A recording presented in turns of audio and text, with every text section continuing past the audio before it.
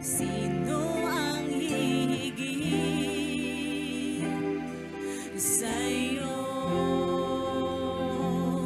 kabutihan?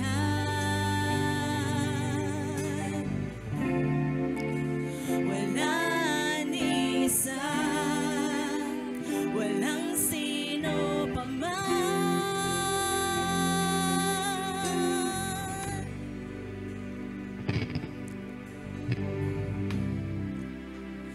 Papuri ko,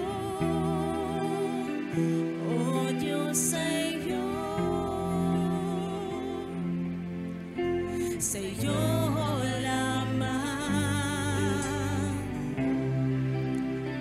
aawitan ka, sasambahin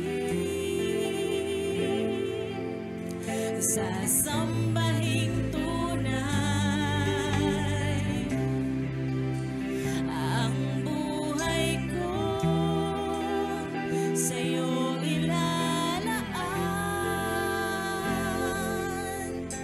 sa'yo ilalaan, O Diyos. Tanging sa'yo lamang ang papuri.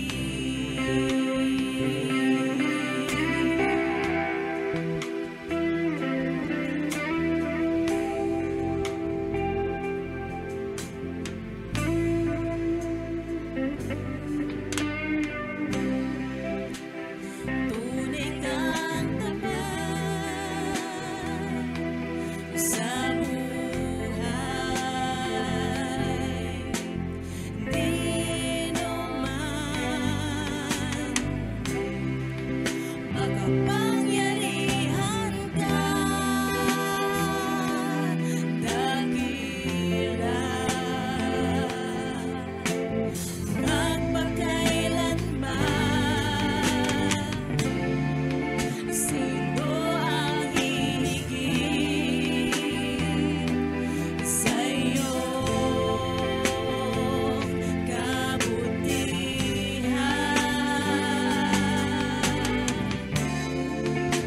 Wala ni isa, walang sino pa man.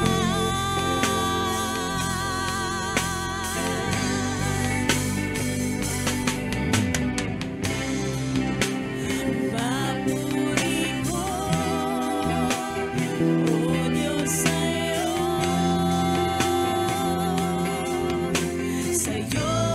lamang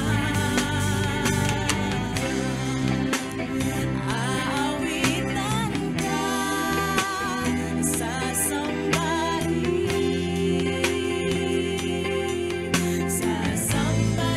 tunay. Ang buhay ko sa'yo ilalaan, sa'yo ilalaan, O Diyos. Tanging sa'yo lamang ang papuri.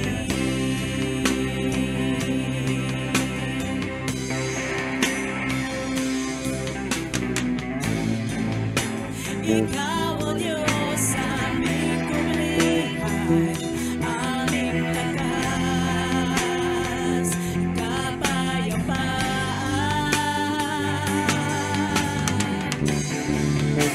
Pangako mo'y panghahawakan, kaya ang pagsamba sa'yo ilalaan.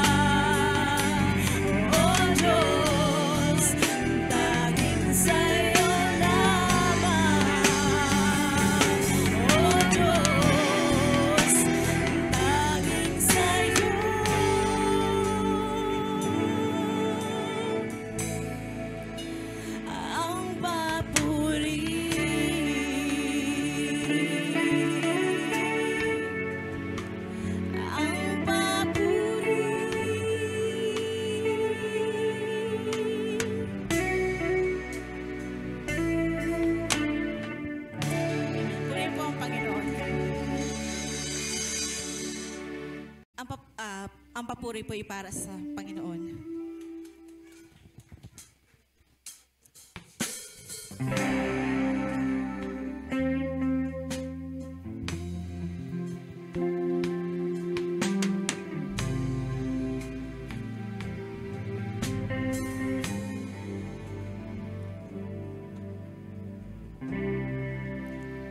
Tunay kang tapat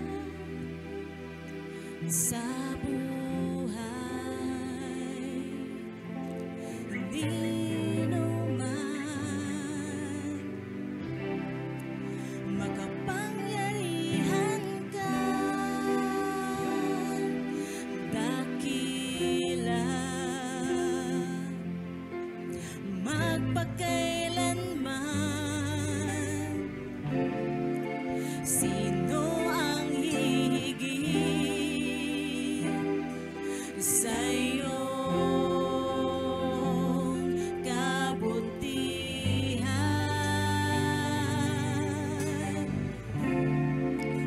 Wala ni isa, walang sino pa man.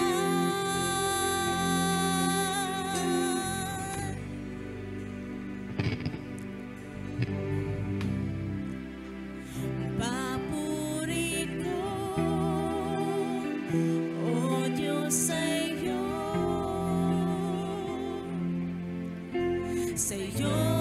lamang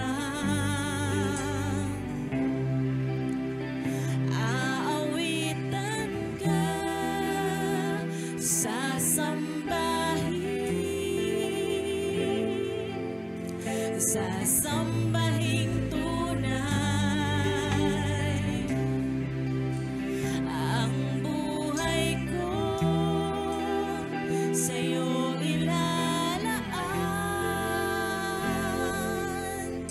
sa'yo ilalaan, O Diyos. Tanging sa'yo lamang ang papuri.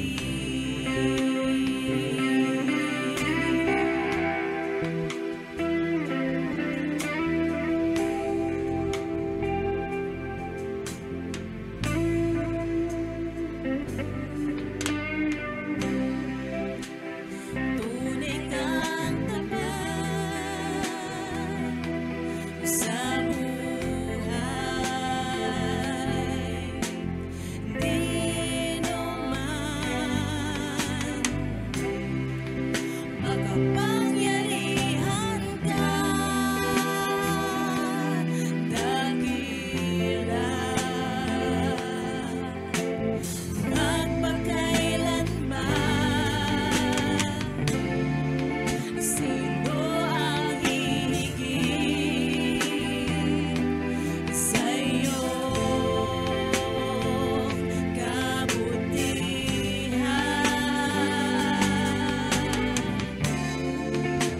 Wala ni isa, walang sino pa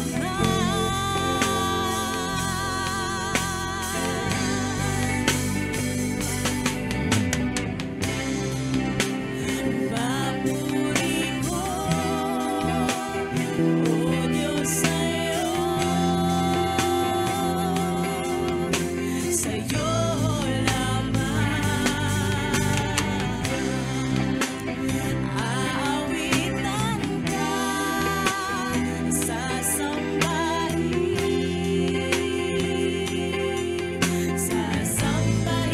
tunay. Ang buhay ko sa'yo ilalaan,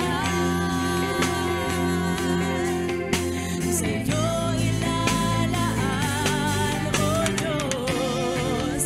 Tanging sa'yo lamang ang papuri.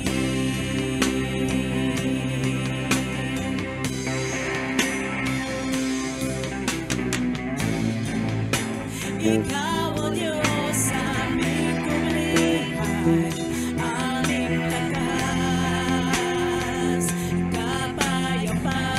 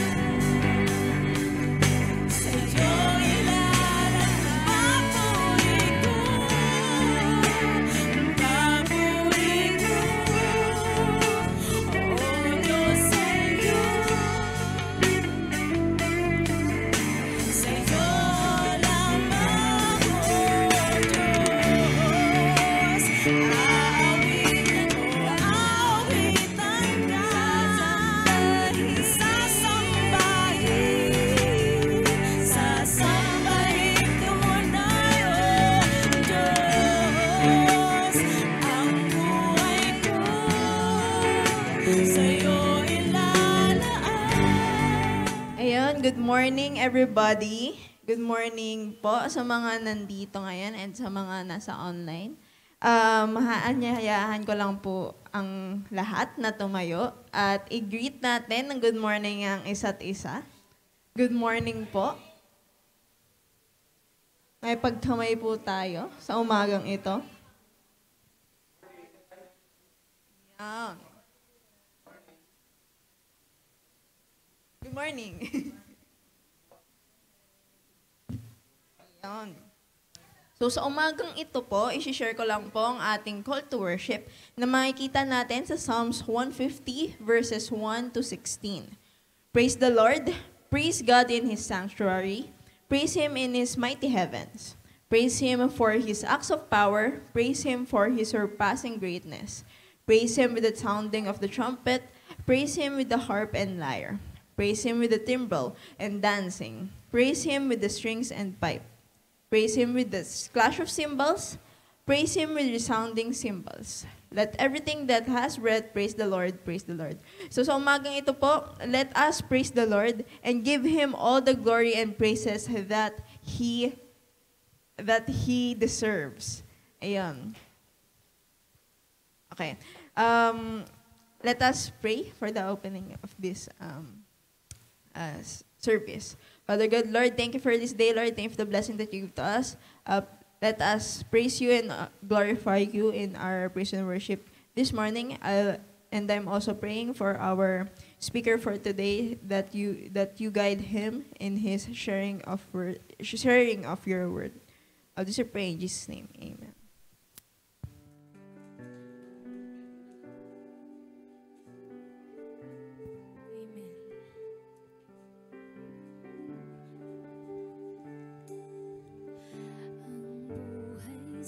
Amen.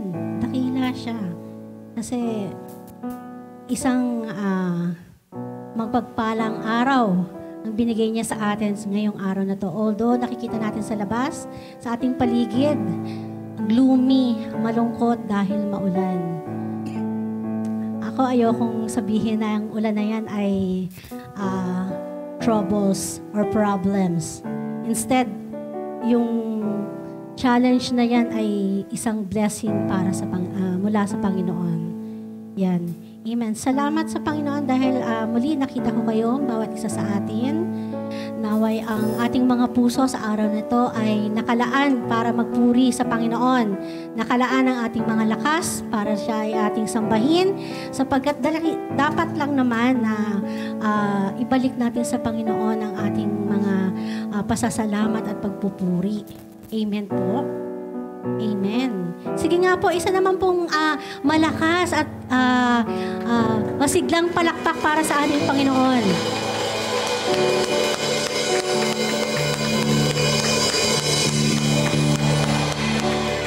Amen. Yes, Lord. Panginoon, sa umagang ito, Diyos, kami po ay nagpapakumbaba sa inyong harapan, Panginoon. Nais lamang po namin, O Diyos, na Ikaw ay palaging sambahin, Panginoon. Palaging makita. At nais namin, O Lord God, na Ikaw ay makapiling tuwin na, Panginoon, O Lord God. Purihin po natin ang ating Diyos.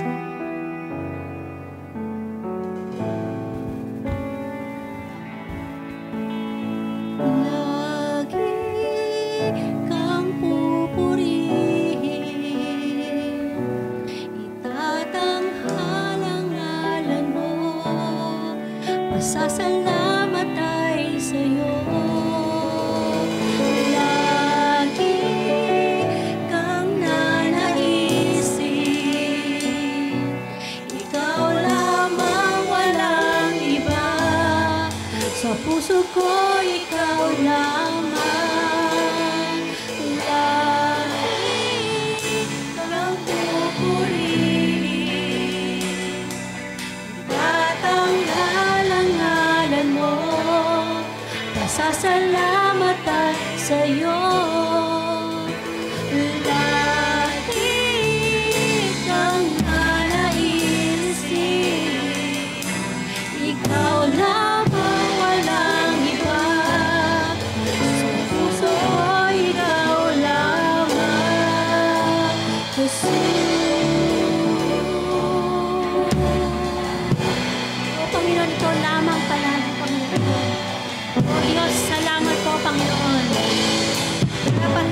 sa pagsamba, Panginoon.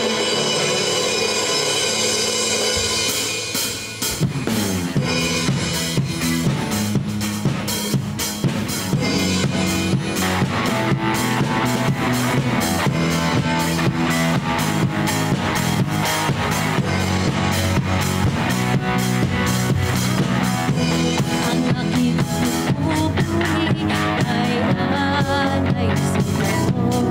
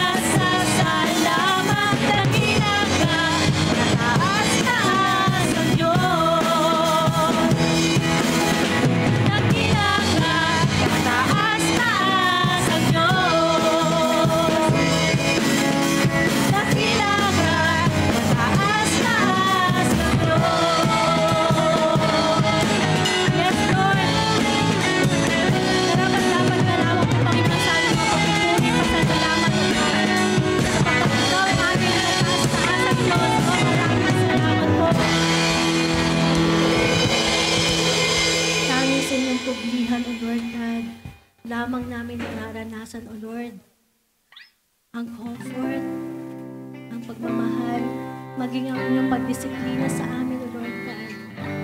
Minsan ito ay masakit sa amin, subalit, O Lord God. So in many ways, O Lord God, you are dealing with us, Panginoon. To make us feel, O Lord God, your love. Salamat po, Panginoon.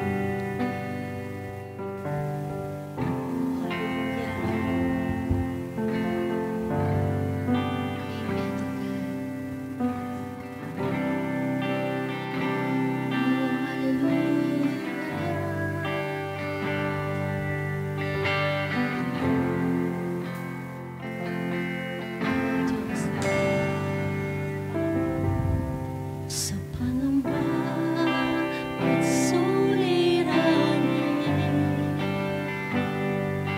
panalangin ko'y dinggin. Sa pagsubok at pagod, ikaw ang katapitan ko. Ikaw ang tatawagin ko. Sa pangamba at suliranin, panalangin ko'y dinggin. Sa pagsubok at takot, ikaw ang kakapitan ko. Ikaw ang tatawagin ko. Kung di ako ang Panginoon, magtitiwala sa'yo, Jesus. Itago mo sa lilim ng iyong kalinga.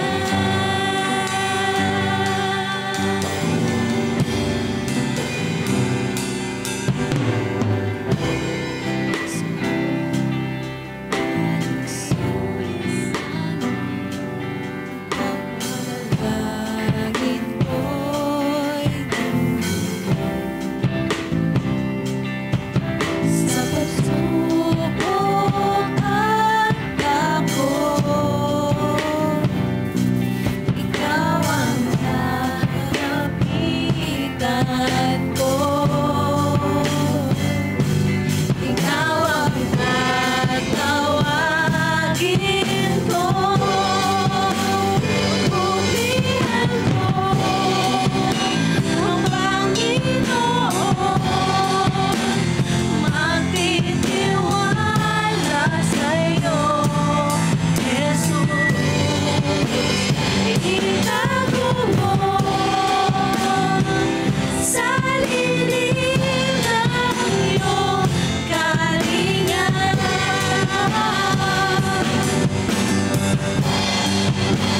Tatapatan mo sa bawat oras, mananatili kang tapat. Itago mo sa lilim ng iyong kalinga.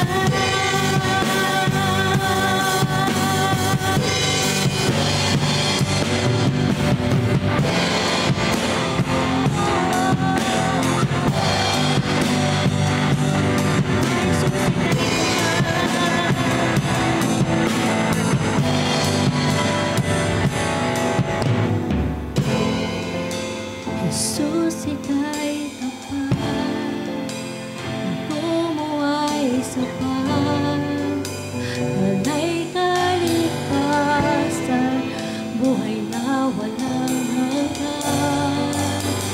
Jesus, ika'y tapat, ang bumuhay sa pag, walay kaligtasan,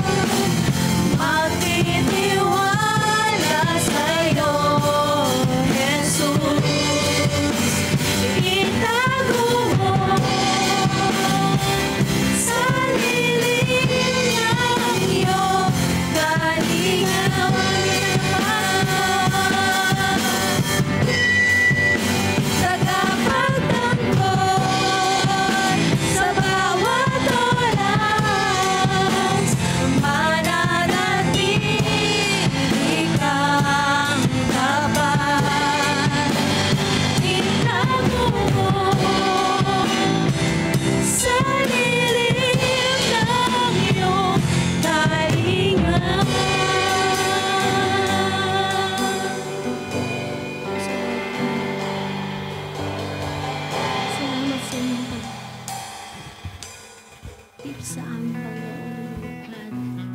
Sapagkat ikaw, Diyos, ang Panginoon ng aming buhay, Lord God. Sa iyo lamang po kami, Panginoon, tumatatag, sapagkat sa iyong kalakasan ay patuloy namin nararanasan na Diyos. So, hallelujah, Lord God.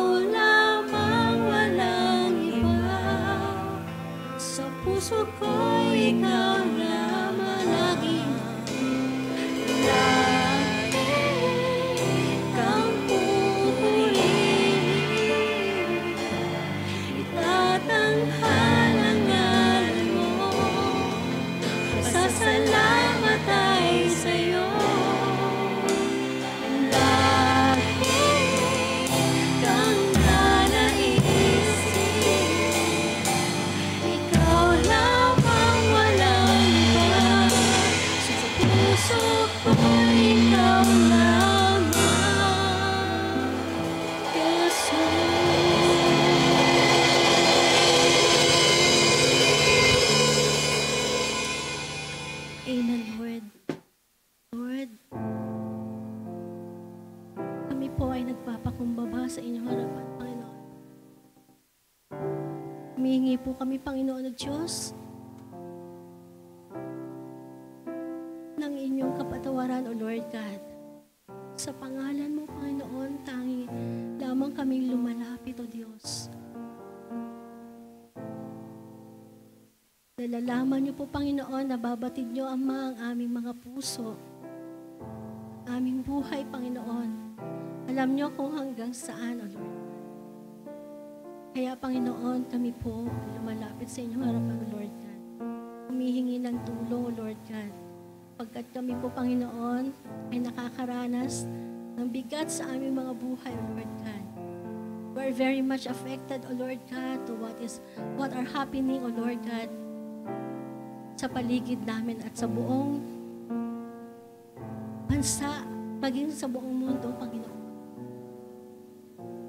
Kami po ay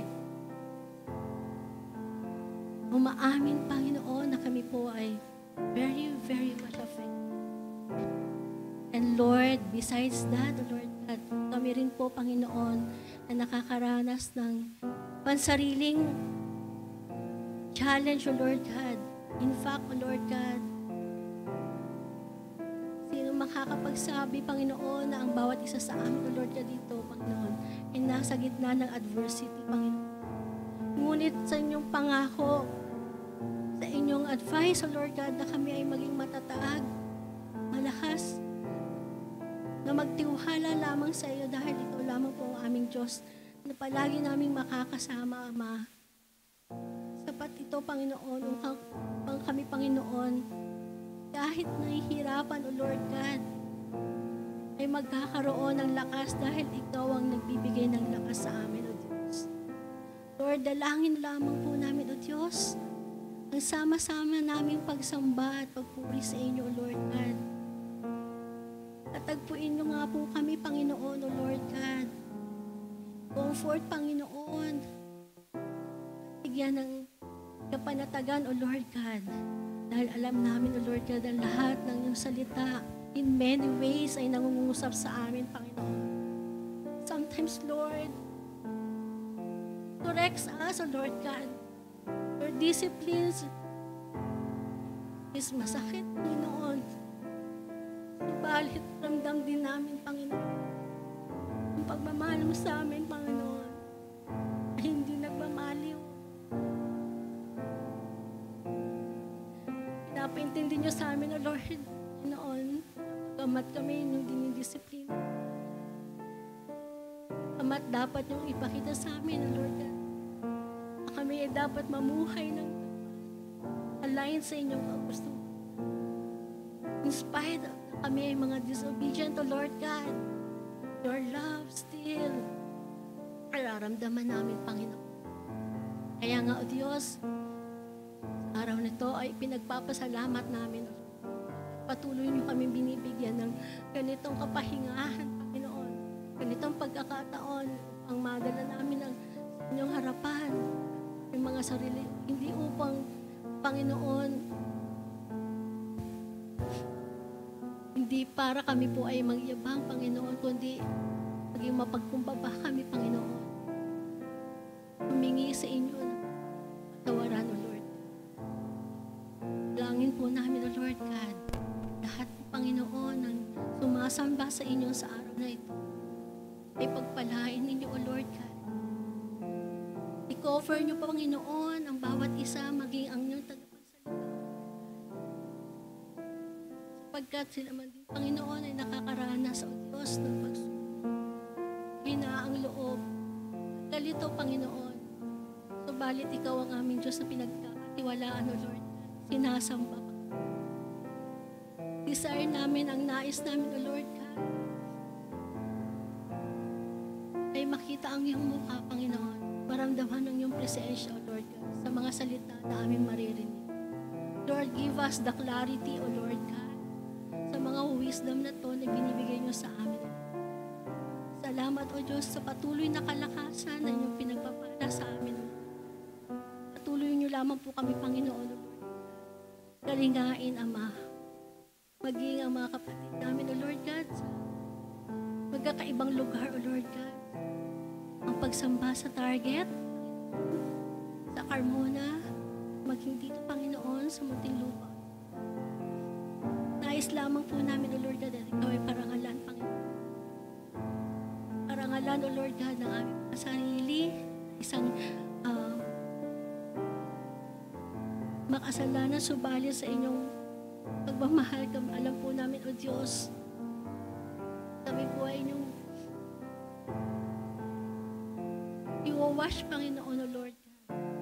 Patatawarin at magiging karapat-dapat sa inyong harapan.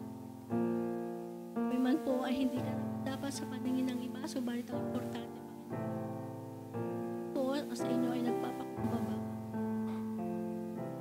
Hallelujah, Jesus. Pray, O Lord God, sa aming pagpapatuloy, O Lord God. Ikaw lamang po ang aming titignan, Panginoon. At habang kami po ay naghihintay sa inyong pagdating, O Lord God, sama-sama po kami magpupuri sa inyo. Makakatayo dahil sa kalakasan na binigay niyo sa amin. Maraming pong salamat, O Diyos. Araw na ito, pagpupunyagi ka po namin, Panginoon. Rangal ka namin, O Diyos, at patuloy na sasambahin. Sa inyo lamang po, aming pasasalamat sa pagpupuri sa aming Diyos na buhay. Sa tanging pangalan ni Jesus, aming tagapagligtas. Lahat ay magsabi ng Amen. Amen.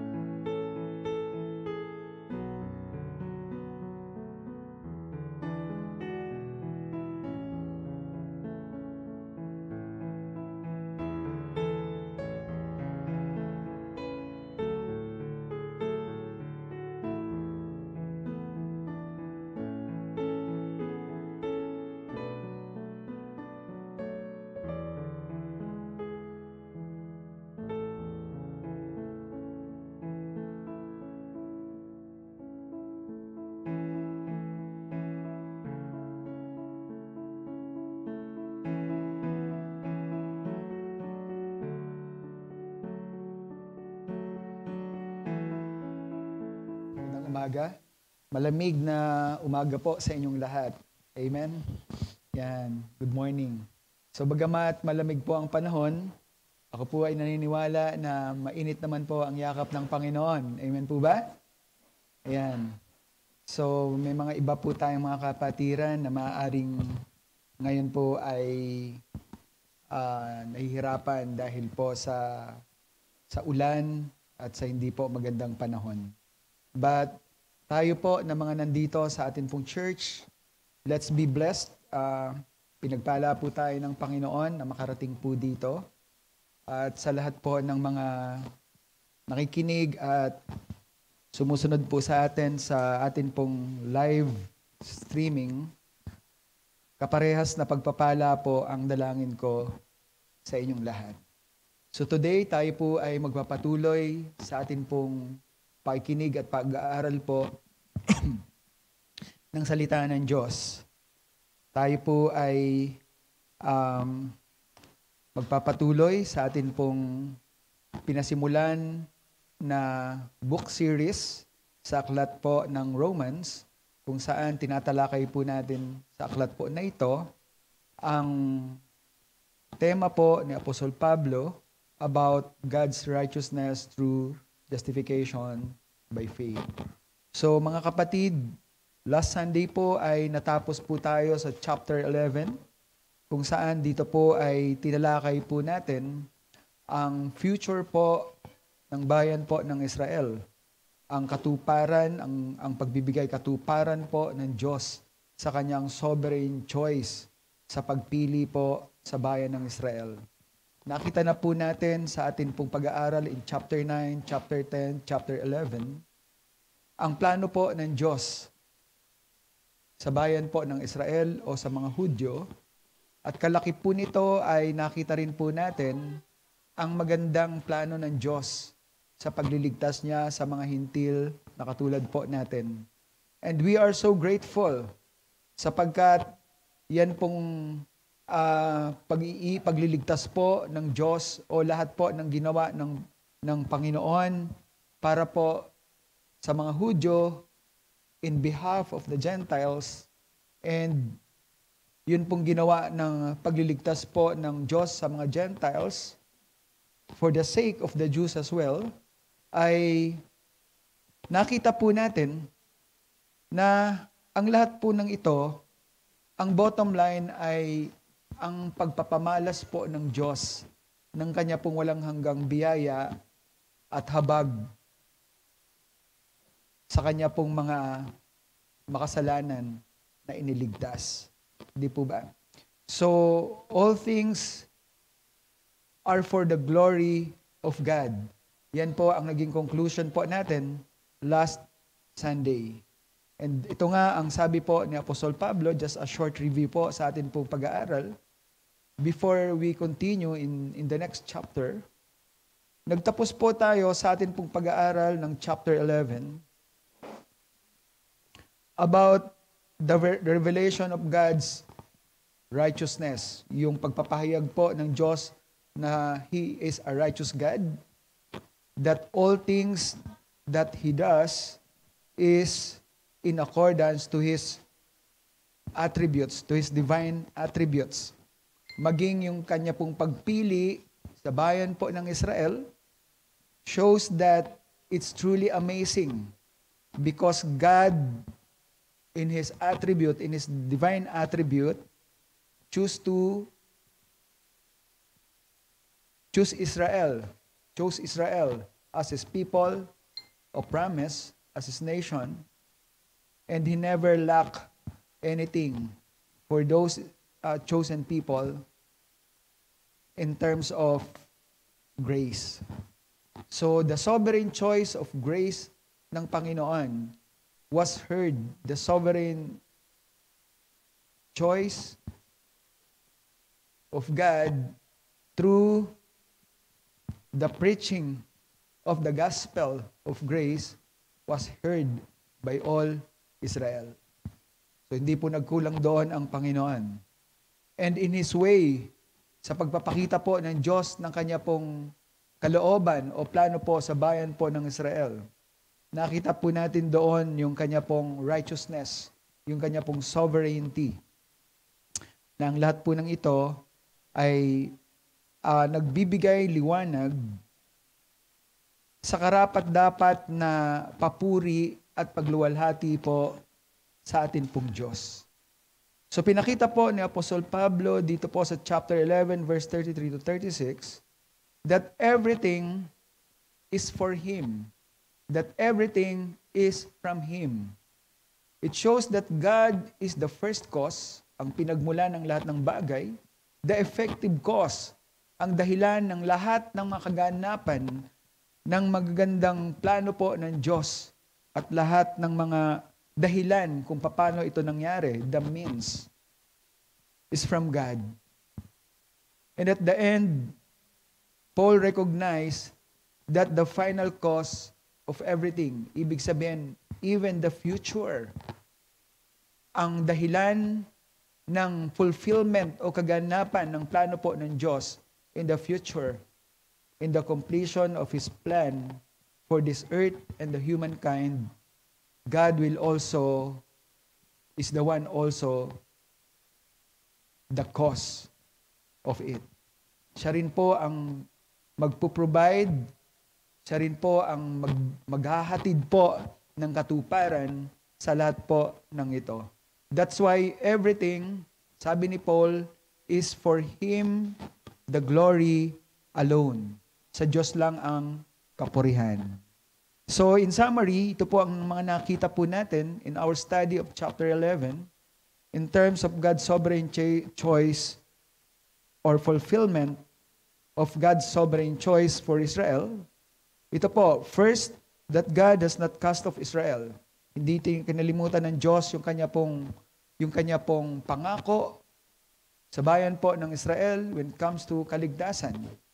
There are remnants na ipine-preserve po ng Panginoon, and that is through the election of grace. And one example of this is Paul. Second, in God's plan for Israel and the Gentiles, Israel was purposely hardened until the fullness of the Gentiles come in. So may partial hardening po ang puso o ang bayan po ng Israel, ang mga Hudyo, for the sake of the Gentiles, upang ang mga hintil po ay mabigyan po ng pagkakataon, mailagay po ang plano ng Diyos ng kaligtasan sa kanila, and after that, when the Gentiles' fullness, the number of the Gentiles is already full, God's purpose for Israel will continue. Pagpapatuloy po ng Diyos ang plano po na meron po siya sa bayan po ng Israel o sa buhay po ng mga Hudyo. Nakita po natin that although Israel was temporarily hardened, it seemed that this generation of hardened Israelites or Jewish people was cut off from the blessings. And they were cut off so that we Gentiles can be grafted in. Ngunit kung ang bayan po ng Israel, ang sabi po ng Diyos, will have a change of heart, it's not impossible for them to be grafted back. Because that is also part of God's plan to change the heart of the Israel.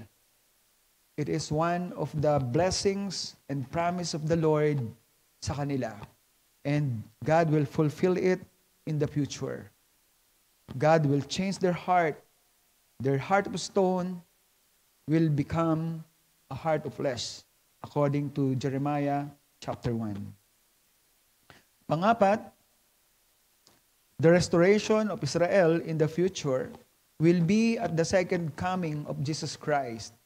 And that is after the great tribulation, where God will come again in Zion, not anymore in Bethlehem, because Romans chapter 11 verse 33 to 36 says, Jesus will come in to Zion again. So that tells us na yung pagbabalik ng Panginoon na tinutukoy po dito is different from the first advent or the first coming. Because in His first advent, He was born at Bethlehem. Now, siya po ay babalik kasama po ang mga mananampalataya that was raptured and will again aapak ulit dito sa lupa in Zion to fulfill His promise to Israel. And of course, to judge the unbelievers. So, yan po ang atin pong mga nakita. And Paul advised the Gentiles not to be confident, not to be arrogant, na porke ngayon ang majority po ng believers inside the church are Gentiles, just a small portion of Jews are believers in the church, we cannot say that we are better than them. So we just receive God's grace, kaya ito ay hindi natin pwedeng ipagmalaki sapagkat wala tayong contribution sa kung anumang blessing, spiritual condition na meron tayo ngayon bilang mga anak ng Diyos. Another thing na dapat po nating tandaan ang Diyos po ay hindi tunay na naging unfaithful po sa kanya pong promise sa bayan po ng Israel. Yung kanya pong partial hardening po ng bayan po ng Israel is God's purpose for the Gentiles. And that is a demonstration that He is a sovereign God. Amen?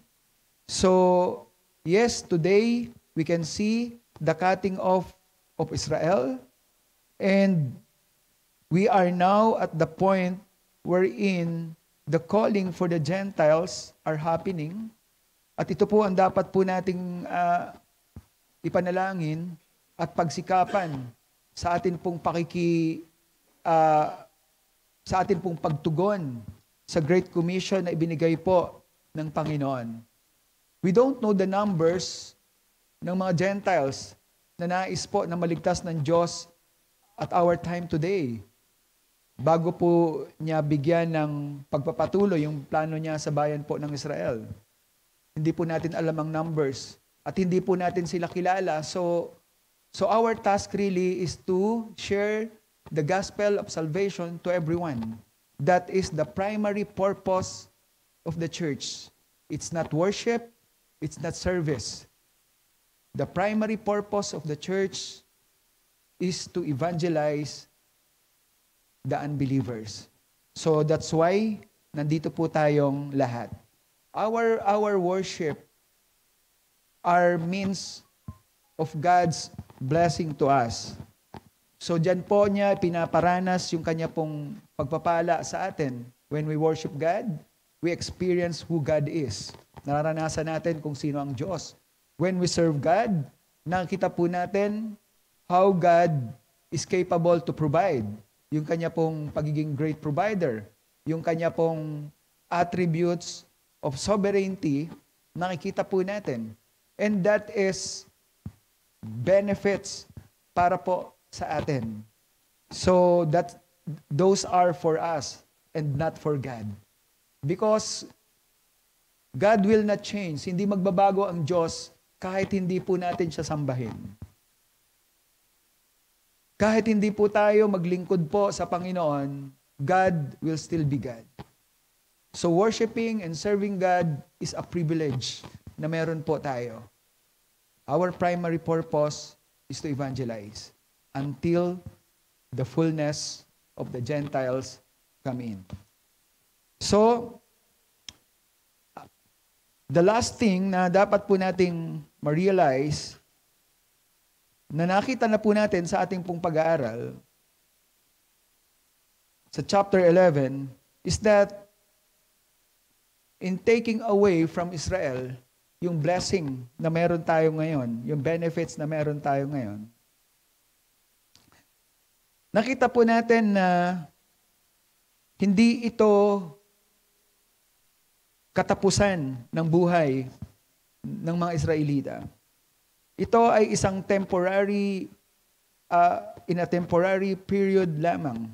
And God will continue to fulfill His covenant and promise to His chosen nation.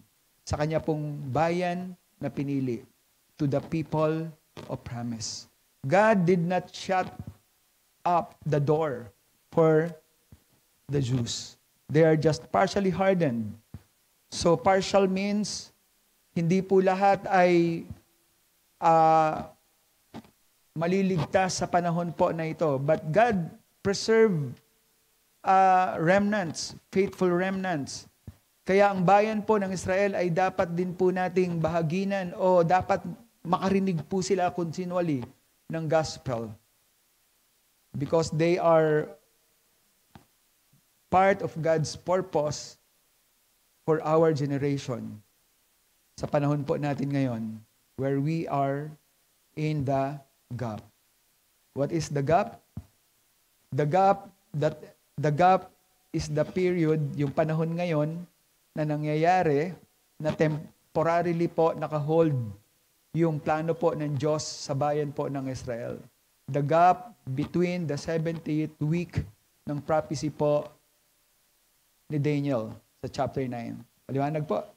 Paulit-ulit na po natin pinag-aaralan yan. I just want to make it clear.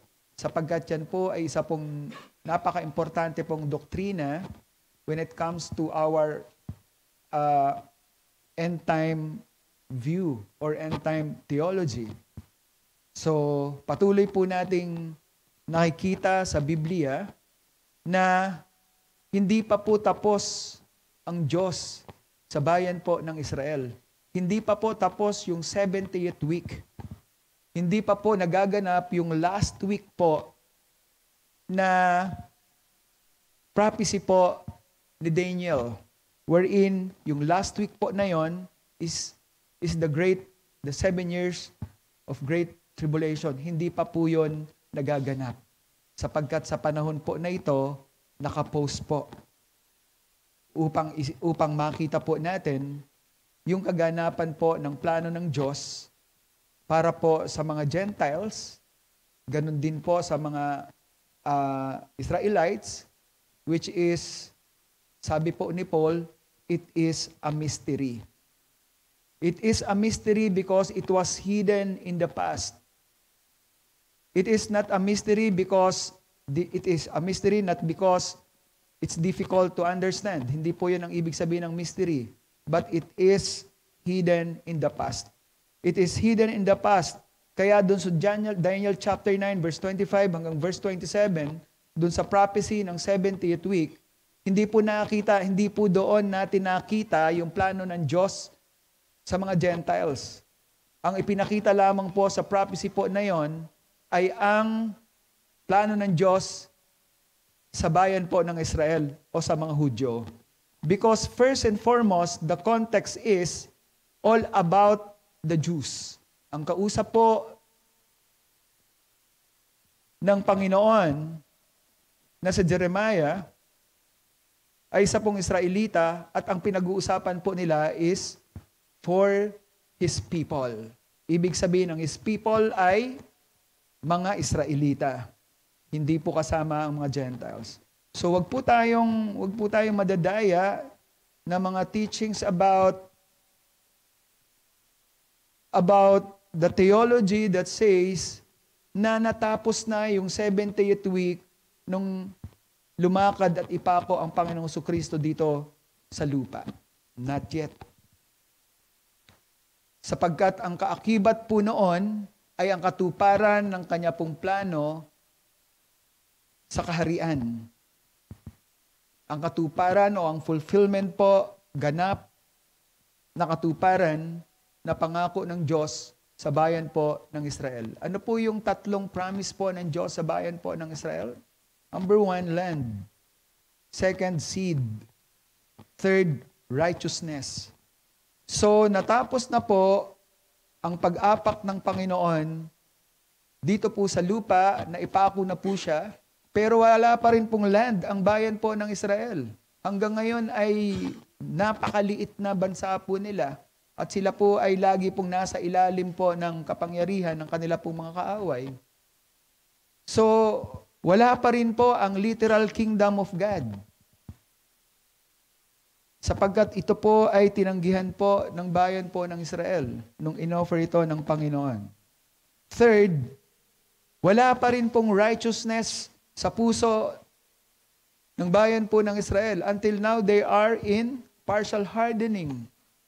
Tandaan po natin, ang promise po ng Diyos sa bayan po ng Israel is an ethnic promise. Sa lahi po nila. Though not all will get saved, but all those who believe. Pero it only means majority of the Jews will gonna believe in Jesus Christ. Hindi pa po nangyayari yon, sapagkat yung promise po na yon ay magaganap in fulfillment of Jeremiah chapter 31 prophecy, that God will change the heart stone of the Israelites into a heart of flesh.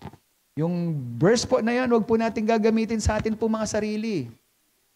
Sapagkat ang context po niyan ay hindi po tayo. Ang context po niyan ay ang mga Israelita. Hindi po mga Gentiles.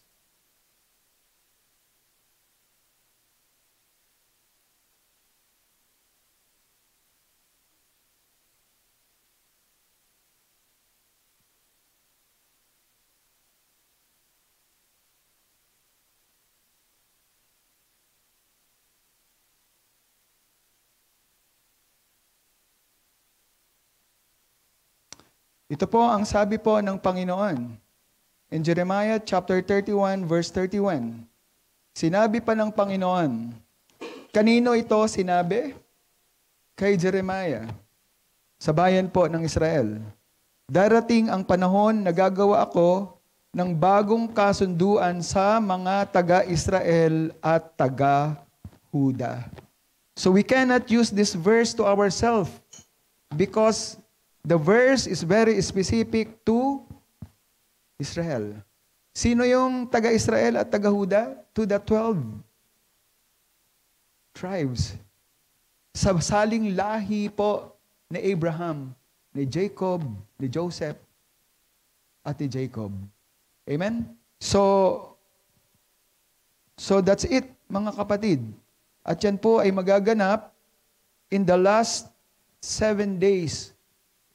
In the last 7 weeks, in the 70th week, of Daniel's prophecy, of Daniel's prophecy, in Daniel chapter 9, verse 27. So that is where the blessing of God will be fulfilled po to the Jews. So that's the summary po ng atin pong review. And today, we will continue po to the next half of the book. Natapos po natin yung chapter 1 hanggang chapter 11. And we will now continue in chapter 12 hanggang chapter 16. So notice mga kapatid, we are studying a book. Book of Romans po ang pinag-aaralan po natin. You should notice yung maayos at tama po na structure po ng libro po na ito, which is consistent po sa structure at sa outline po ni Paul sa kanya po mga sulat sa mga epistles like Ephesians and Colossians and everywhere in Thessalonians and other epistles. So first, meron pong dalawa pong structure po si Paul. The doctrinal part and the practical part. So yung first 11 chapters po, dito po sa Book of Romans, are doctrinal in nature. So kaya nga, ito po ay mahalaga po sa atin. But the second part in chapter 12 and verse 16 is the practical part. What do we mean by practical part? Ito po ay ang personal application po sa atin. Sinasabi po dito na okay, ito na, maliwanag na, ito yung doktrina, ito yung teachings. When we say doctrine and teachings, yun po yung atin pong basis of life and faith. Yun po yung lumalabas po na basehan po natin kung kung ano ang tamang pananampalataya at kung ano ang tamang pamumuhay. After understanding yung doctrinal part, ito ay dapat mag-resonate po sa atin pong buhay. Sa atin pong application in our personal life. So ganyan po, dinidivide po ni Paul yung kanya pong outline in terms of putting an structure to his books. So, dito po sa pangalawang bahagi po na ito, actually pangatlong bahagi po ng atin pong major outline ng aklat po ng Romans, mapapansin po natin na sa nakaraang mga bahagi po, lagi pong binibigyan po ni Paul ng liwanag yung mga questions ng kanya pong reader. That is not exactly a question that was already received by Paul nung kanya pong sinusulat ito. Dahil nung sinusulat pa naman niya to, hindi pa to nababasa, di po ba? So, these are the potential question that he expected from the readers. And dito po sa chapter 12, sa chapter 11, sinagot po ni Paul yung question na, yes, kung ang kaligtasan ay sa pamamagitan ng pananampalataya, sa biyaya ng Diyos, paano na yung plano ng Diyos sa bayan ng Israel? Kinalimutan na ba niya yon? So di ang sagot natin, hindi, dahil napag-aralan na natin. Now, the question here in chapter 12 verse 16 is, eto na, maliwanag na sa atin, very clear na, yung sovereignty ng Diyos na kapangyayari sa atin pong buhay. Naligtas na tayo sa pamamagitan ng grasya. Naligtas na tayo sa grasya ng Diyos sa pamamagitan ng ating pananampalataya. Nakita na natin ang plano ng Diyos hanggang sa katapusan. Plano ng Diyos sa bayan ng Israel, sa mga Hudyo, at sa mga Gentiles. So, ano na ngayon? Ito na yung another question. Ano na ngayon? How should those who have been justified by grace, yung mga naligtas sa pamamagitan ng grasya, paano dapat sila mag-respond o mamuhay in their everyday lives? So ito na po yung tanong dito. Yung thematic questions po na ito describes what life should we have.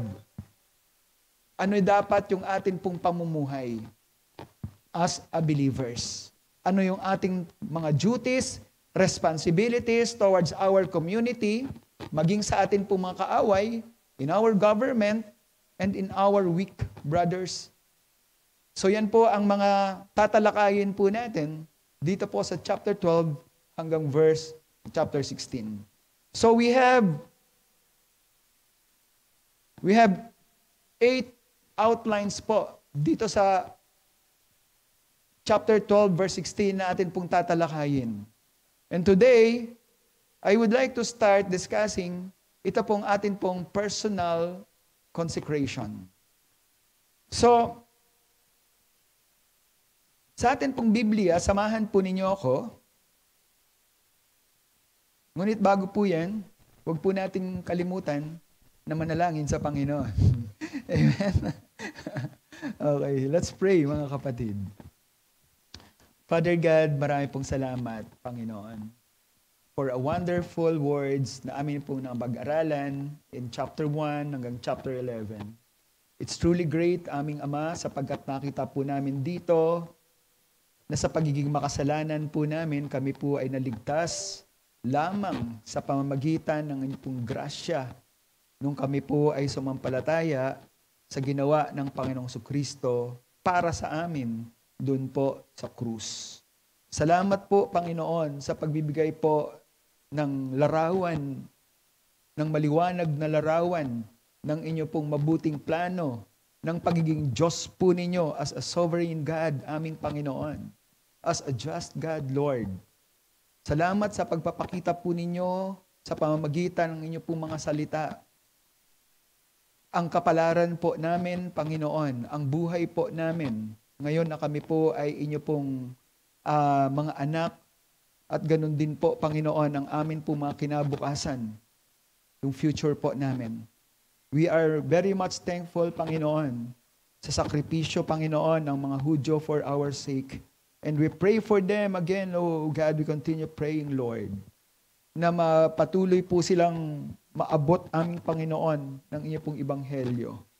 Katulad ng panalangin po namin, o Diyos, sa mga Gentiles, sa mga hintil na katulad po namin, na ang ibanghelyo ng kaligtasan ay makaabot po sa kanila, aming Panginoon, sa pamamagitan po ng inyo pong mga instrumento na ginagamit at iba't paraan, aming Panginoon. We pray, Lord, na kami po ay tunay na maging kabahagi po nito, sapagkat ito po ang inyo pong panawagan, pangunahing panawagan at mandato po sa amin bilang iglesia, aming Panginoon.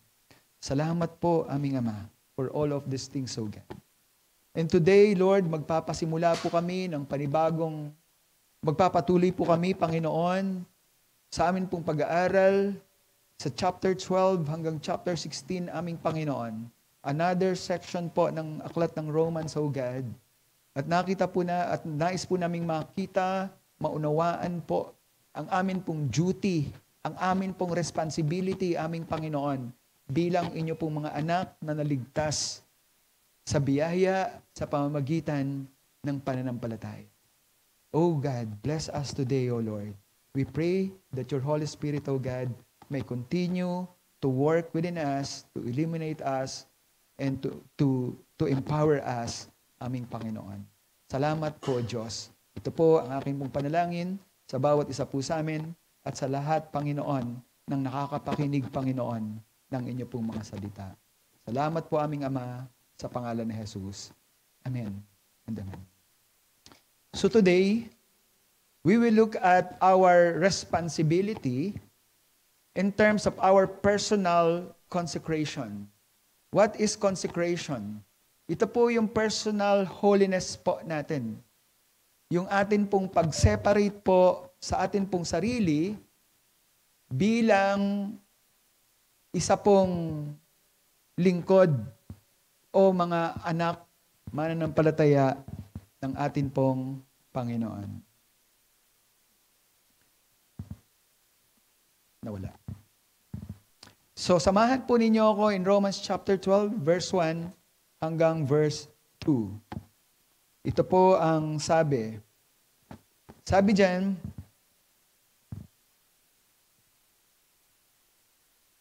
therefore, I urge you, brothers and sisters,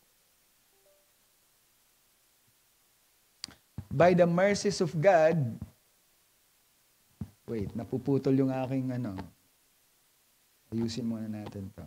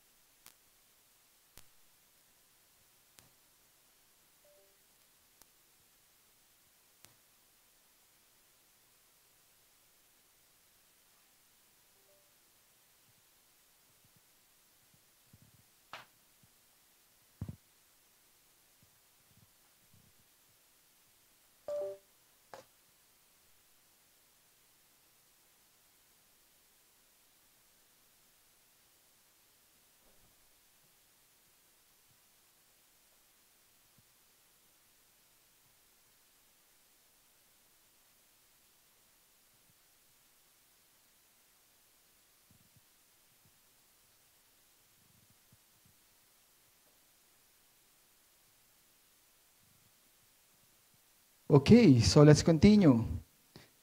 So we will look at our duty or responsibility in terms of our personal consecration. How we separate ourselves from the world or sa daigdig po na ito upang tayo po ay makapaglingkod bilang mga anak po ng Diyos. Okay. Be with me, mga kapatid, in your Bible, in Romans chapter 12, verse 1 to 2. Ang sabi po dito, therefore, I urge you, brothers and sisters, by the mercies of God, to present your bodies as a living and holy sacrifice, acceptable to God, which is your spiritual service of worship. And do not be conformed to this world, but be transformed by the renewing of your mind, so that you may prove what the will of God is, that which is good and acceptable and perfect. So, the first thing na dapat po nating makita po dito as a divine truth is that tayo pong mga anak po ng Diyos ay hindi lamang po iniligtas just to be saved, but to practice our worship and service. Ito po ay panawagan po sa lahat po ng anak ng Diyos, sa lahat po ng mga naligtas sa grasya po ng Diyos. Kaya ang tanong na sinasagot dito ni Paul is, yes, naligtas, ano na ngayon ang responsibility ng mga tao na naligtas sa pamamagitan ng grasya at biyaya ng Diyos? So this is our first responsibility. This is our first duty, to look at ourselves, our personal consecration. Ito po ang sabi po ni Paul. Therefore, I urge you, brothers and sisters. So very definite po siya, di ba? Brothers and sisters. By the mercies of God, to present your bodies as a living and holy sacrifice, acceptable to God, which is your spiritual service of worship. So Paul discussed in verse 1, our reasonable service to God. And ito po ang kanya pong exhortation. Yung exhortation po ni Paul to the believers was in the basis of God's mercy. Kaya ang sabi niya dito, I urge you, brothers and sisters, by the mercies of God. We need to understand na ito na po yung translation po ni Paul going to his next section of his outline, of the book. Tapos na po siya doon po sa kanya pong section which are doctrinal. Sinasabi niya, okay, maliwanag na sa inyo kung paano kayo naligtas at ano ang future ninyo. Therefore, ngayon, sinasabi ni Paul, therefore now, I urge you, brothers and sisters, by the mercies of God. So, we need to realize na itong exhortation po na ito ni Paul is in lieu of the mercies of God. Ito po yung basis at dahilan ng lahat ng panawagan na ito ni Paul. Because of the mercies of God, dahil kayo ay kinahabagan ng Diyos, ito ang dapat ninyong gawin. To present your bodies as a living and holy sacrifice.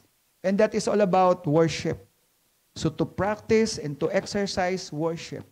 Sinasabi ni Paul, because you are saved by the grace and mercies of God, therefore, you should worship God. Ito na yung result ng atin pong buhay bilang mga ligtas. First, we should worship God. And the details of it, mga kapatid, maganda po nating tingnan. Itong panawagan po na ito, sapagkat ito po ang maghahatid po sa atin ng tama pong prinsipyo po, tama pong value po natin sa atin pong pagsamba. Ito pong panawagan po o exhortation po na ito ni Paul for the believers, which is the mercy of God is the basis. Ito po ay isa pong devotion. Hinihingi po ni Paul ang mga mananampalataya to be serious and devoted po because of the mercies of God. To be devoted in their worship. And their way of worship is not anymore by the way of the Old Testament practices. Kaya ang sabi po ni Paul dyan, we should present your bodies as a holy and living sacrifice. So, yung katawan na po natin ang hinihingi po dito na ibigay po bilang atin pong sakripisyo. It's not now anymore the dead bodies of the animals which are being killed doon po sa offering. Ang hinihingi na po dito is our living bodies. Literal na katawan po natin. Okay? So, makikita po natin dito, ang sabi po ni Paul, offer your bodies. Sa NIV translation. Sa New Living Translation, give your bodies to God. Sa New King James Translation, present your bodies to God. So it's the literal body that is now being offered to God when it comes to worship. In Romans chapter 6 verse 13, ito po ang napag-aralan po natin. Sabi dito, and do not go on presenting the parts of your body to sin as instrument of righteousness. Why? Because we are already empowered through the Holy Spirit. Kaya na po natin na ihiwalay ang atin po mga sarili sa kasalanan. Sabi ni Paul sa Romans chapter 6, hindi na po natin dapat ibigay ang atin po mga katawan as instrument of unrighteousness or to sin. But, ang sabi dito ni Paul, but present yourself to God as those who are alive from the dead, and your body's part as instrument of righteousness for God. So what God is asking in worship, sacrifice, is our body. Yung katawan na po natin. Not anymore the bodies of the animals. The reason why is first, our body is already the temple of the Holy Spirit. 1 Corinthians chapter 6 verse 19 says, na hindi na po natin dapat sirain o dapat na nating alagaan po ang atin pong mga katawan because our body is now the temple of the Holy Spirit. And this is what God is asking for us to offer in our worship. So it's not anymore the Old Testament sacrifices that is being asked. It's now our body. And when it comes to body, that means if God is asking our body, it only means our total life. Yung buong buhay po natin is not just a partial life. Buong buhay po natin ang atin pong mga activities. Kaya nga, di ba, sa Colossians chapter 4, verse 22 and 24, 22 to 24, ang sabi doon, whatever you do, do it for the glory of God. Ibig sabihin, lahat ng activity natin. Di po ba? So, that is the way of worship. The vehicle of our worship expression or the means is our body by giving our total life to God, our activities. Sabi po dito, our bodies are living sacrifice, acceptable to God, which is our spiritual service of worship. So, it is holy to God. Banal po ito para sa Diyos, yung atin pong mga katawan, as an offering to God. It is a sacred sacrifice, and it is also spiritual. When we say spiritual, it connotes what we do for God in terms of our service, in terms of our ministry. We are giving ourselves to God as a way of worship in so many ways. Na yung atin pong trabaho can be also a way of our worship. Everything we do that honors God is our way of worship. Everything that we do for the ministry of God is our way of worship. Our service to God is our way of worship. And that is so because we need to understand na tayo po bilang mga mananampalataya are priests of the Lord. Tayo po yung mga Levites po ng Panginoon sa panahon po na ito. Ang sabi po sa 1 Peter chapter 2 verse 5, so you also as living stones are being built up as a spiritual house for a holy priesthood, to offer spiritual sacrifices that are acceptable to God through Jesus. 1 Peter talks to the Israelites, to the Jews. Yung mga Hudyo po na persecute sa Jerusalem, tumakas. At ito po ang kinaugnay po ni Peter as apostle po of the Jews. So sabi ni Peter, you are now part of the church because you are a believer of Jesus Christ. So you are built up as a spiritual house. You are a holy priesthood. And that also, the same for us. Na mga Gentile believers, we are holy priesthood of God. So in verse 9, ang sabi po ni Peter, but you are a chosen people. It pertains to the Israelites, the believing Israelites, a royal priesthood, a holy nation, a people for God's own possession, so that you may proclaim the excellence of Him who has called you out of darkness into His marvelous light. This is what also happened to us. By grace, we became also like the chosen people. Sabi po ni Charles Ryrie about this commentary dito po sa 1 Peter chapter 2 verse 9, though ito po ay sulat po ni Peter sa mga Gentiles, the benefits na meron po tayo is the same benefits ng mga Gentile, ng mga Jews. Kung sila po ay royal priesthood, we are also a royal priesthood. Yan po ang atin pong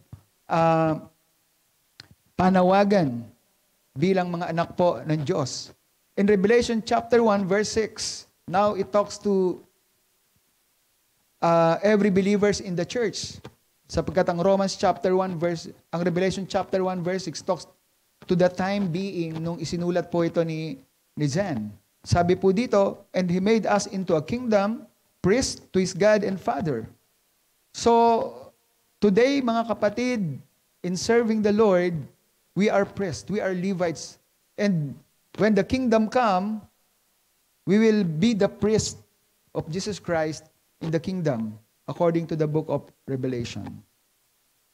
So, bilang mananampalataya, we are called to respond and be responsible in our personal consecration because that is our reasonable act of service, our spiritual act of worship. So as justified by His mercy and grace, our first duty and personal application is our reasonable service, our acceptable act of worship. And that is demonstrated by total commitment, meaning our full lives, ang buong buhay po natin, ang lahat ng activities natin, whatever we do it for the glory of God. So, and that reasonable service is our spiritual worship as believer and priest of Jesus Christ. So, hindi na po tayo ngayon pumupunta sa atin pong pagsamba, may dala po tayong patay na hayop upang i-offer. Ang dala na po natin ay ang buhay nating mga katawan na ino-offer po natin sa Panginoon. So our bodies should be preserved. Dapat ay separated tayo in our sinful life. It is not about being perfect in holiness. Hindi po, I'm not saying to become perfect in holiness, but the principle here is that whatever we do it for the glory of the Lord. And whatever we do it as our act of service, our act of acceptable worship to God. So if we will worship the Lord, we don't give a service that is not acceptable to God. Di po ba? That's the principle. The service that we give to the Lord, our service, the sacrifice that we give to the Lord, are sacrifices that are God-pleasing. In Hebrews chapter 13, verse 15, sabi diyan, through Him then, let's continually offer up a sacrifice of praise to God, that is the fruit of our lips, praising His name, and do not neglect doing good and sharing with such sacrifices. God is pleased. God is pleased. So, ano yung dapat nating i-offer sa Diyos? What do we need to offer to God? We offer to God our bodies, the things, our actions that is pleasing to God. Amen? So, ito nga po ang sabi po ng mga komentarista na maaaring kilala po natin. Si C.T. Studd, kilala natin. He's a good writer. He's a good author. So sabi po dito, if the Son of God has died for me, ito na yung personal application, we can say it like this sa ating sarili. Kung ang anak ng Diyos ay namatay para sa akin, then the least I can do is to live for Him. Mamuhay para sa ating Panginoon. We are not living anymore for our boss. But whatever we do in our work, we live for Jesus Christ. If Jesus Christ be God and died for me, then no sacrifices can be too great for me to make for Him. Wala nang higit pang sakripisyo tayong maibibigay para sa Kanya. Sapagkat kung ang Panginoong Kristo ay sakripisyo na ibinigay ng Diyos, wala nang lalaki pa sa kanya. Ang sabi ni C.T. Studd. Sabi ni Isaac Watts sa kanya pong hymnal song, "Love so amazing, so divine, demands my heart, my life, my all." Di ba? So, yung amazing love po ng Diyos, yung kanya pong pagliligtas po sa atin by grace through faith, demands our heart, our life, our all. Yan po ang sabi po ni Isaac Watts. Amen? So verse 2 says, "And do not be conformed to this world, but be transformed by the renewing of your mind, so that you may provoke what the will of God is, that which is good and acceptable and perfect."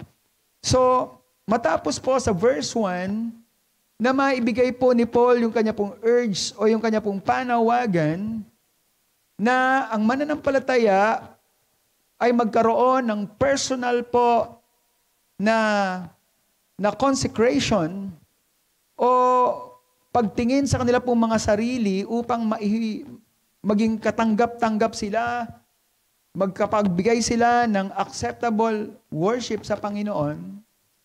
Dito, tinalakay po ni Paul, binigay po ni Paul dito sa verse 2 ang dapat po nating gawin for us to have a life that is acceptable as an offering to God. For our body to become acceptable offering to God. Amen? So, ang sabi po dito, do not be conformed to this world, but be transformed. So, this is now a command from Paul to the believers to be transformed. So, how are we going to be transformed? Yan po ang gusto po nating maintindihan dito po sa verse po na ito. So, ang ibig po sabihin ng but be transformed, ito po ay nangangahulugan po ng keep on being transformed. Ang patuloy po sa transformation.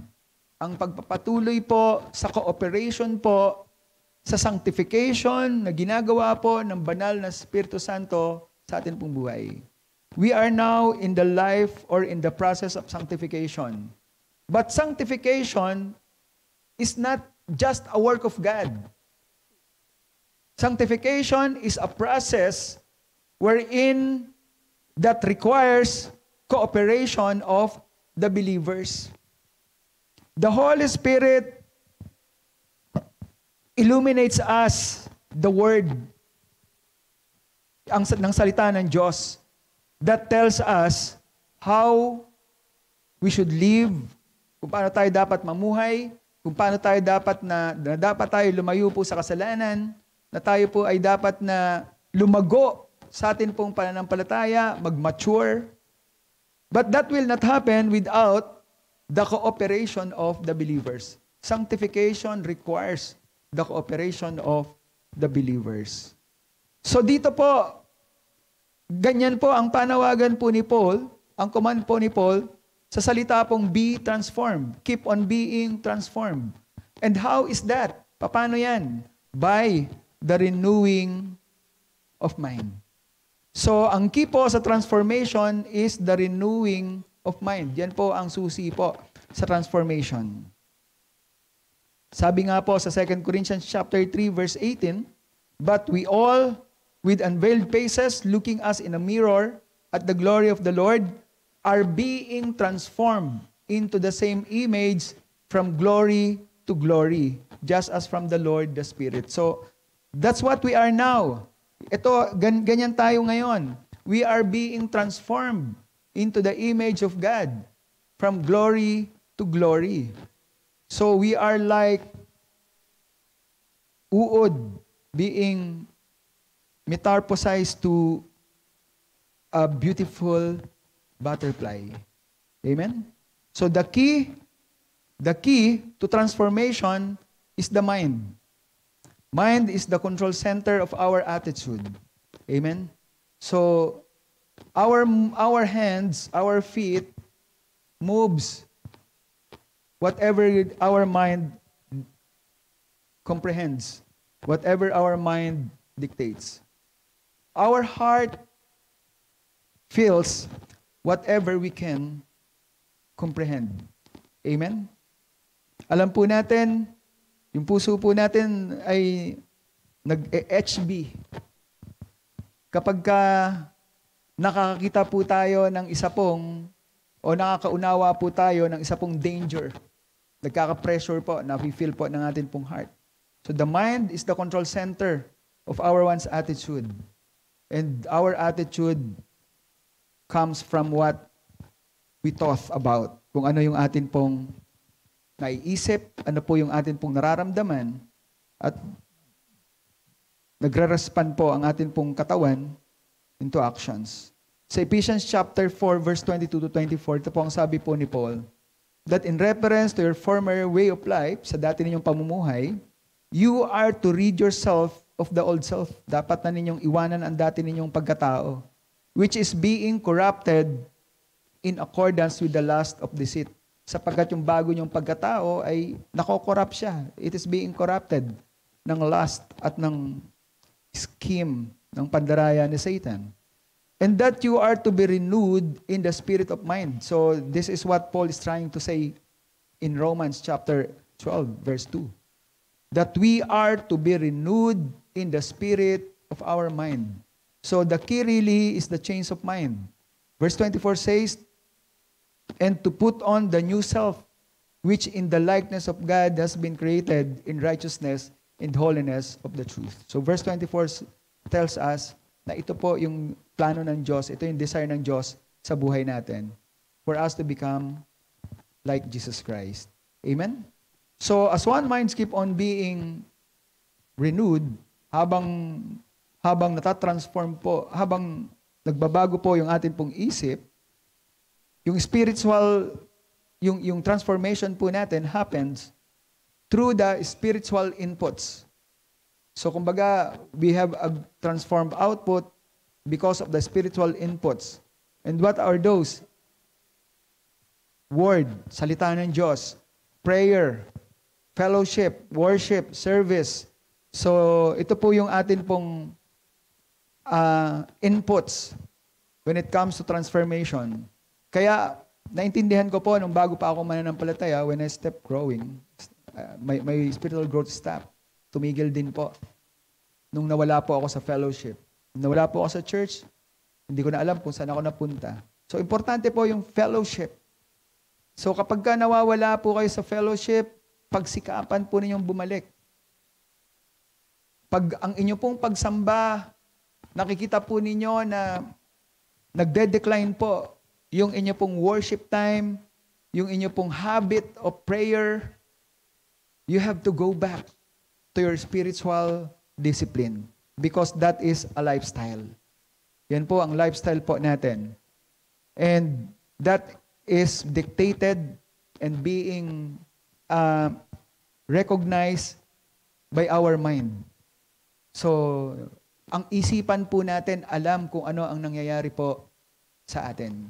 Amen? So the key is our change of mind. If our mind says, oh God, ganito na pala nangyayari sa akin, then renew your mind according to Paul. So, in summary, ito po ang atin pong napag-aralan today, na ang duty po natin, ang responsibility po natin, ang response po natin in the salvation by grace through faith is personal consecration. Separating ourselves from this world of sin and offering our body, our activities, our whole life, all of our activities for the glory of God. So that's the conclusion. Ito po ang makikita po natin na summary po ng atin pong napag-aralan. Amen? So, our duty and personal application of that grace that saves us is reasonable worship. Meaning, acceptable po na pagsamba. Acceptable po ba ang atin pong pagsamba kung ang pagsamba po natin ay every Sunday na nga lang pero lowly pa? Di po ba? So without enough reason or justifiable reason, napakahirap naman sabihin, okay lang yan kapatid. Di ba? I don't think ganyan po ang ibig sabihin po dito ng acceptable worship. Amen? So as a Christian, we are transformed in our mind and we are being made more like Christ. So, dito po makikita po natin na kapag ang isa pong anak ng Diyos, nagkaroon po ng transformation, he comes to approve and desire God's will. So, dinidesire na po niya, nagugustuhan na po niya yung kalooban po ng Diyos. Hindi na po niya gusto yung kanya pong buhay. Ang gusto na po niya ay ang kaloobang buhay ng Diyos para sa kanya. Nadidiscover, nakalalaman, na tututunan na niya that God's will is what is good for him. It is what pleases God, and it completes. And it is the complete, and it's complete in every way he do. Ito yung kailangan niya sa kanyang buhay. To do what is good for him, to do what pleases God. Yan po ang kalooban po ng Diyos. But that will only happen, transformation will only happen through being renewed spiritually. So, pagka nagkaroon tayo ng spiritual poverty, we need to look at how we are going to renew our mind so that we can personally respond to the call of personal consecration. Amen? Tayo po ay magpasalamat sa Panginoon. Hallelujah. Salamat po aming Panginoon, O God, for these words na amin pong natunghayan, na amin pong napag-aralan. Thank you, Lord, for the illumination of the Holy Spirit. Thank you for the teachings, O God, in the applications sa aming Panginoon of what we receive as grace that saves, Panginoon, sa bawat isa po sa amin. First and foremost, O God, kami po ay responsible sa amin po mga sarili bilang mga tumanggap ng biyaya, ng pagpapala, ng kaligtasan. Responsibilidad po namin, duty po namin na ibigay po namin ang acceptable worship, aming Panginoon. Ang reasonable service, aming Panginoon. And that is only possible, aming Panginoon, if we will dedicate our lives, our body, aming Panginoon. Ito po ay responsibilidad po namin upang kami po ay maging katanggap-tanggap sa amin pong pagsamba, aming Panginoon. Maraming pong salamat, O Diyos, sa lahat po ng ito. Salamat po, aming Panginoon. Sa iyo ang lahat po ng papuri at pagluwalhati. Salamat po, Ama, sa pangalan ni Jesus. Amen and amen. Purihin po ang Panginoon. Amen.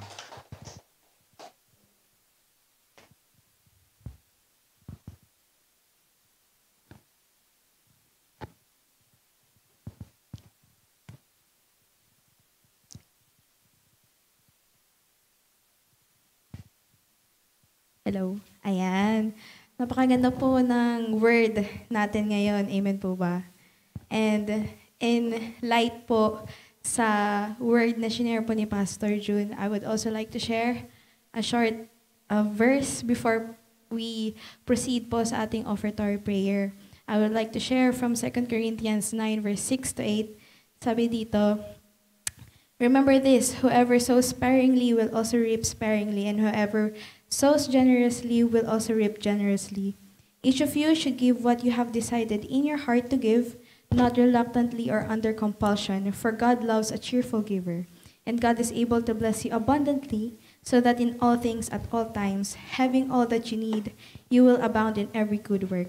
So, sabi po ni Pastor John kanina, sa shinare na po na Word of God, na in everything we do, na lahat po ng gagawin po natin, if it glorifies God, it is an acceptable worship to God. Amen po. So, sabi din po dito na each of you should give what you have decided in your heart. And in offering po, financially, in financial aspect, it doesn't matter naman po kung malaki or maliit po yung ibibigay natin. What matters po is nag-glorify po natin si God through this, our offering. Sabi po dun sa verse, dun sa Romans, we should no, we should also offer our bodies as a living sacrifice. So, kung nag-offer po tayo, whether financially or in our bodies or in our worship, if it glorifies God, then it is our worship to God. Amen. So, let us bless po yung offering po natin today. Samahan niyo po kayo in worship. Lord Father God, maraming salamat po for today, Panginoon. Thank you for your word, Panginoon. And thank you for allowing us, Panginoon, to hear your word, Panginoon. Thank you for the safety na dinala niyo po kami dito, Panginoon. Lord God, we lift to you, Panginoon, ang offerings po namin today, Panginoon. Lord God, na mabless ka po namin, Panginoon. Alam niyo po ang intention po namin and ang laman po ng mga puso po namin, and that is to glorify and worship you, Panginoon. Muli, Lord God, binabalik po namin sa inyo lahat ng papuri at pasasalamat. Also pray in Jesus' name. Amen.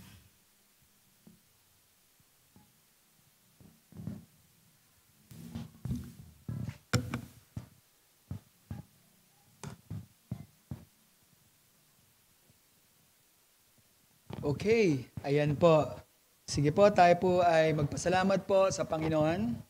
So, tayo pong lahat ay tumayo at tayo po ay magtatapos sa ating pong gawain in our closing prayer.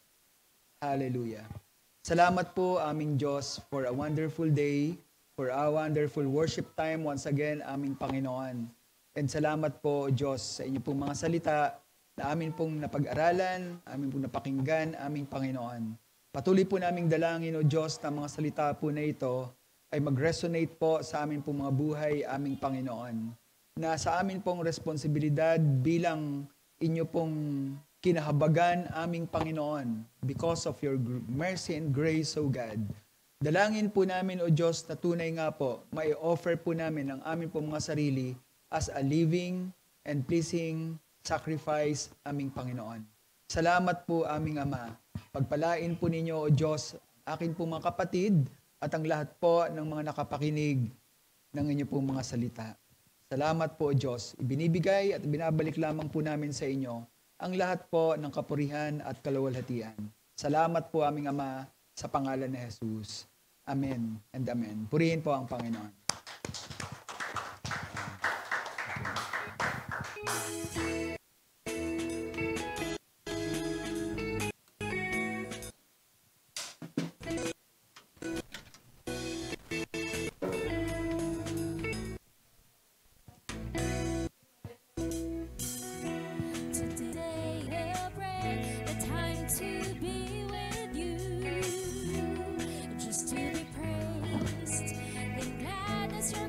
Nice, update tayo.